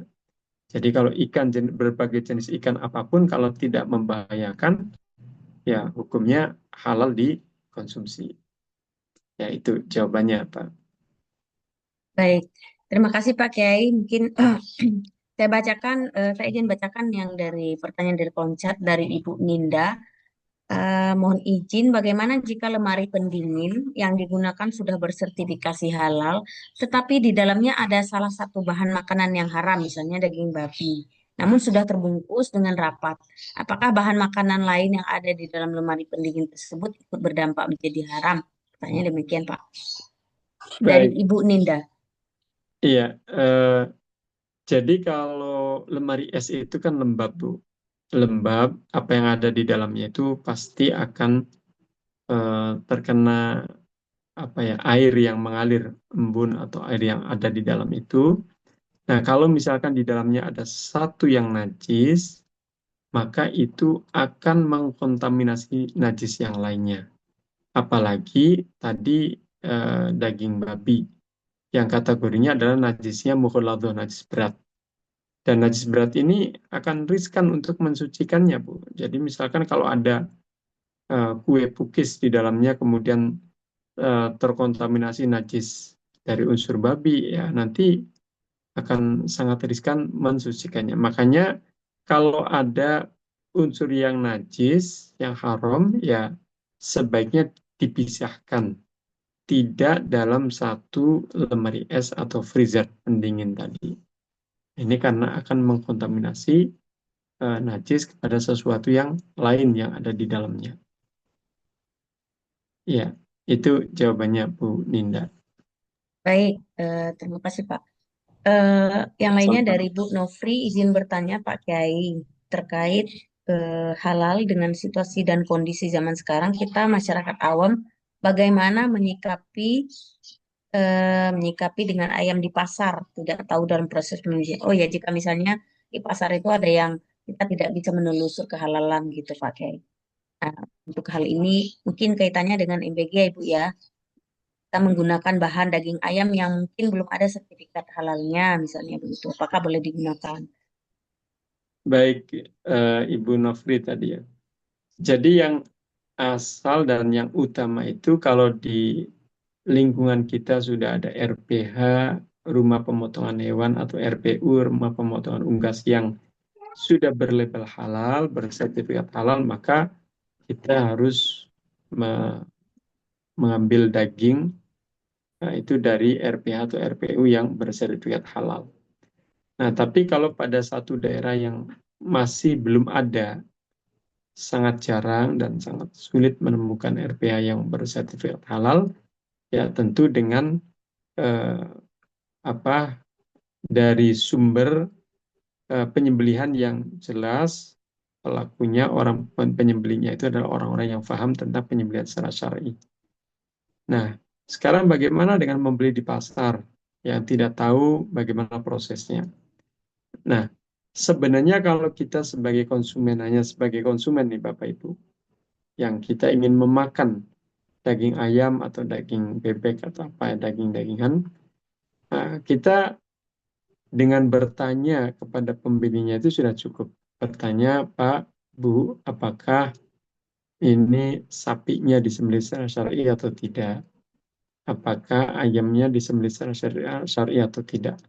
Nah, kalau dijawab atau pedagangnya menjawab, ya ini disembelih secara syar'i, maka itu dianggap cukup. Kita diperbolehkan untuk mengkonsumsi daging tadi. Nah, tapi kalau ini kaitannya dengan misalkan MBG atau Bapak Ibu sebagai penyelia halal, sebagai petugas yang menjalankan tugas, yang sedang menjalankan tugas. Nah, ini saya kira harus clear semuanya. Jadi proses penyembelihannya seperti apa, siapa yang menyembelih, bagaimana secara syariah atau tidak prosesnya, dan seterusnya, dan seterusnya. Nah, ini khusus kaitan dengan SPPG, MBG, saya kira nanti karena ini harus bersertifikat halal ya, berarti kan Ya, ada aturan regulasi yang harus diikuti kaitan dengan sertifikat halal ini. Tadi kalau hanya sekedar konsumen, orang yang ingin makan sate, ingin makan bakso, ingin makan daging yang dia beli di pasar di satu tempat, yaitu sebenarnya kalau secara fikih bertanya kemudian jawaban dari pedagang itu sudah cukup. Nah, tapi kalau sebagai petugas ya tidak cukup, harus ada investigasi, tahu lebih detail bagaimana proses penyembelihannya, siapa yang menyembelih, coba dilihat secara syariah atau tidak. Nah, kalau itu semua sudah clear ya bisa dikonsumsi. Nah, tapi kalau sudah ada di daerah Ibu Bapak RPH atau RPU yang bersertifikat halal ya baik. utamakan mengambilnya dari situ. Baik. Ya, itu jawabannya Bu Nofri. Baik, terima kasih. Artinya Pak Kiai, untuk kasus MBG ini, kalau misalnya daerahnya itu tidak mempunyai RPH yang sudah bersertifikat halal, pada saat misalnya sidang fatwa itu boleh ya dapur MBG ini menggunakan dokumen halalnya itu berupa misalnya alur penyembelihan, gitu ya Pak ya? Iya, Atau betul. tidak ada seperti itu? Dijelaskan secara detail. Ya, Ya, artinya itu harus berkelanjutan atau bagaimana Pak Kiai? ya, selama di situ tidak ada RPH yang Oh, oke. yang bersertifikat halal ya harus seperti itu dijelaskan bagaimana prosesnya kemudian secara detail. Baik. Baik, terima kasih karena ini apa, penyelidik halal MBG, jadi kasus yang demikian itu memang hampir ada, Betul, Pak Kiai. betul ya. Tapi Baik, kalau ada RPH yang bersertifikat ya harus dari situ, Bapak Ibu. sambil dari situ ya. Iya, Terima kasih Pak Kiai. iya. Berikutnya dari Bu Lailatul, ini izin bertanya ini standar pemeriksaan dapur untuk sertifikat halal ini maksudnya gimana ya Bu? Mungkin langsung saja Bu Lailatul bertanya langsung ke Pak Kiai. Ya, terima kasih untuk waktunya. Izin bertanya, Pak. Iya, Untuk silakan Bu. standar pemeriksaan peralatan dapur, Pak, itu seperti apa? Kayak tadi kan ada freezer, terus kulkas, itu kan tadi dijelaskan ada bahan-bahan seperti kayak babi, seperti itu. Nah, untuk peralatan lainnya itu seperti apa, Pak? Baik. Ih. Oh, ya. Baik Bu Lailatul. Jadi kalau kaitan dengan eh, secara fikih dulu ya. Ini sebenarnya saya kan dalam konsep halal haramnya ya, ini fikihnya itu peralatan produksi yang ada di dapur-dapur MBG pastikan tidak terkontaminasi oleh najis. Baik itu najis yang mukhafafah ringan atau mutawassit sedang atau mukhalafah berat. Nah, artinya disucikan terlebih dahulu, disiram dengan air, semua alat produksinya. Artinya ketika ingin digunakan itu kondisinya suci, bersih. Nah, seperti itu. Kemudian baru digunakan. Nah, ketika proses penggunaan, maka jangan menggunakan satu alat untuk dua produk yang halal dengan yang non halal. Artinya harus satu alat ini hanya untuk produk-produk yang halal. Untuk bahan-bahan baku, bahan-bahan yang digunakan yang suci dan halal. Nah, itu harus dipastikan. Jangan misalkan pisaunya digunakan untuk motong daging ayam, nanti juga digunakan untuk motong daging babi. Nah, ini namanya dua jenis yang satu halal dan non halal. Nah, ini tidak boleh. Itu juga harus dipastikan. Tidak ada percampuran tadi. Nah, jadi intinya seperti itu, Bu Laila. Itu jawabannya.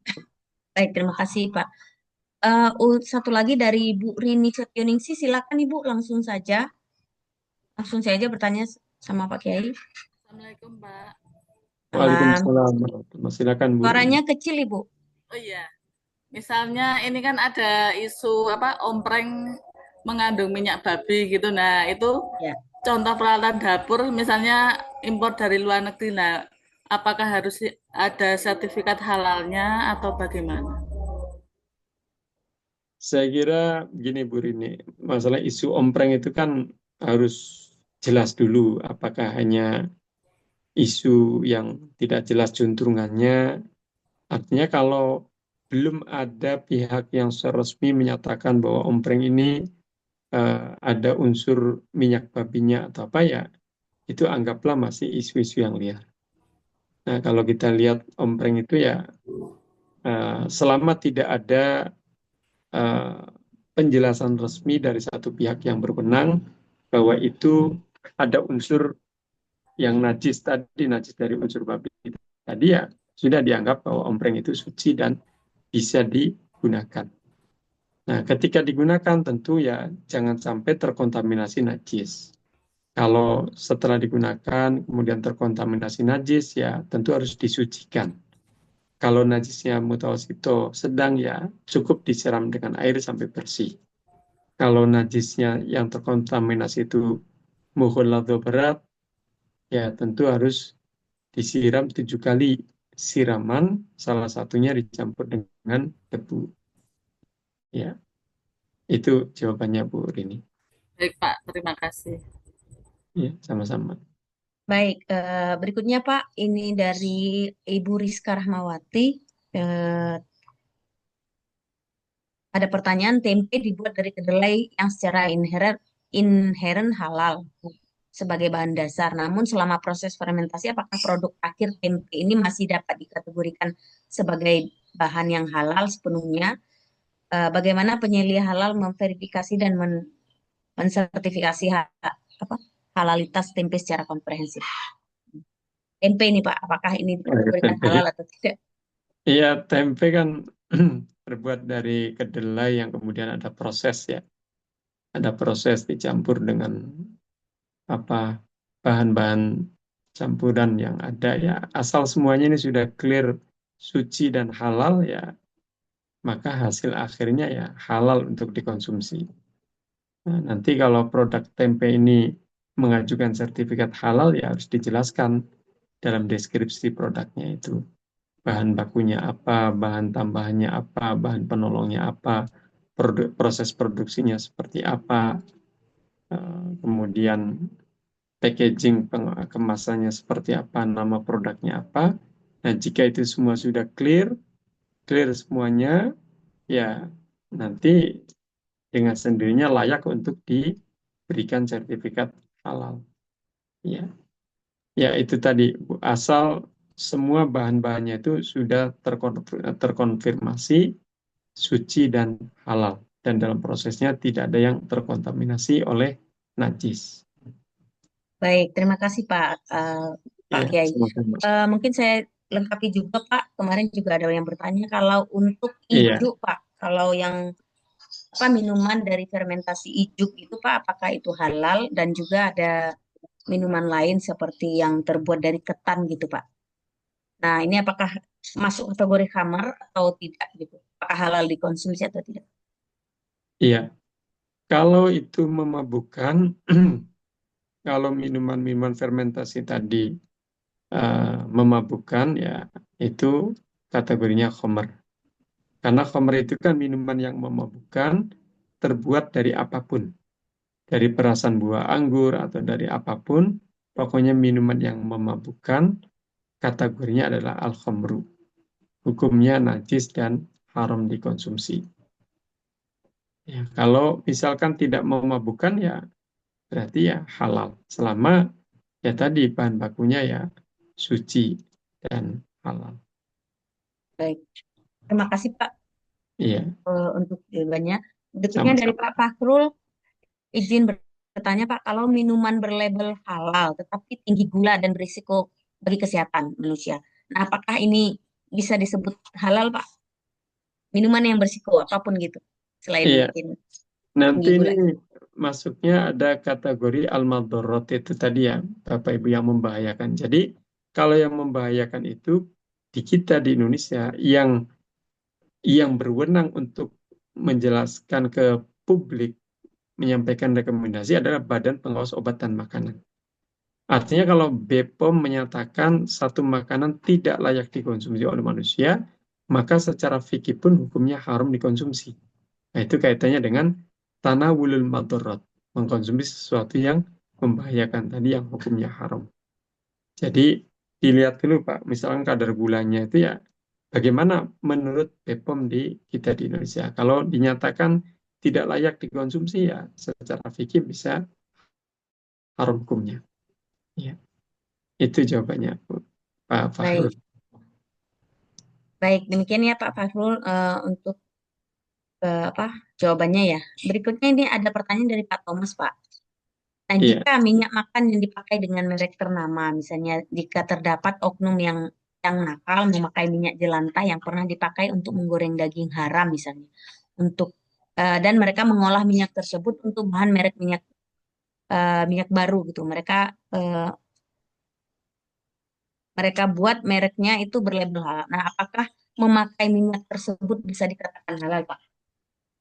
Jadi minyak jelantah iya, yang sudah minyak di jelantah ya. Baik. Mm, Jadi begini Pak Thomas, kalau tidak tahu maka la yukallifullahu nafsan illa wus'aha. Artinya tidak apa-apa kalau memang tidak tahu.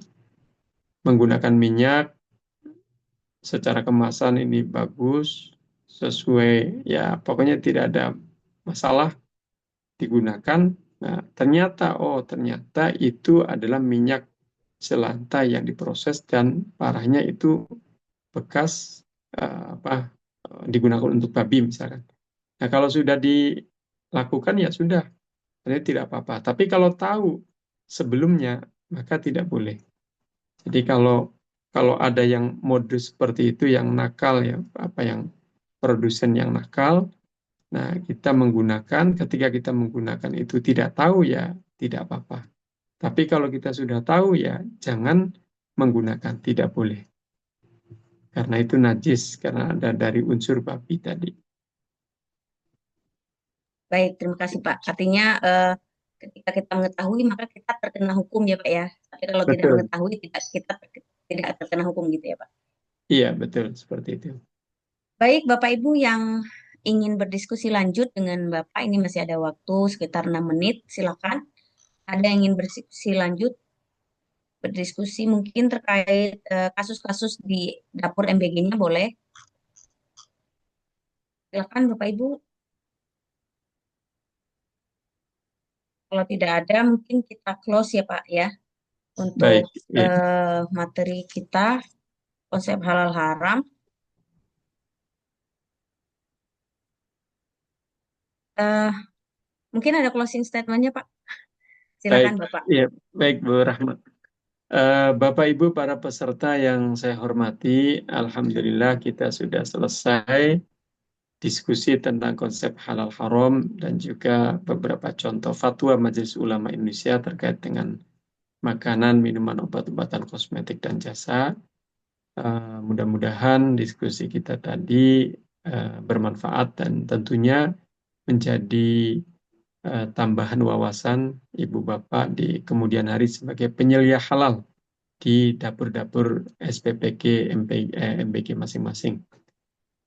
Saya merekomendasikan Bapak Ibu untuk terus menambah wawasan fikih tentang makanan tadi dengan membaca hasil-hasil fatwa MUI. Bisa secara online di website atau download gratis filenya, dan itu akan sangat bermanfaat di kemudian hari Ibu Bapak sebagai penyelia halal. Baik, itu saja closing statement dari saya. Kurang lebihnya mohon maaf jika ada kekurangan dan kekhilafan. Akhirul kalam, wassalamualaikum warahmatullahi wabarakatuh. Waalaikumsalam. Waalaikumsalam. Waalaikumsalam warahmatullahi